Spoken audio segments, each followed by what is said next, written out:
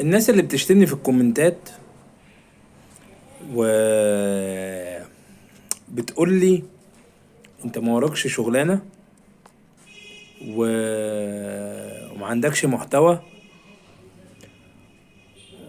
وبتطلع تشتم في الزمالك بس وخلاص وما بتعرفش تتكلم. طب يا عم عادي، انت زعلان ليه؟ مبدئيا بس انا مصمم جرافيك، تمام؟ جرافيك ديزاينر. عارفها ولا مش عارفينها؟ يعني الناس اللي بتقول لي كده، انتوا عارفين يعني ايه جرافيك ديزاينر ولا لا؟ وحته ان انا ما عنديش محتوى، يا عم انا ما عنديش محتوى يا عم. انا ما عنديش محتوى، شاغل بالك بيا ليه؟ ما تشغلش بالك يا عم.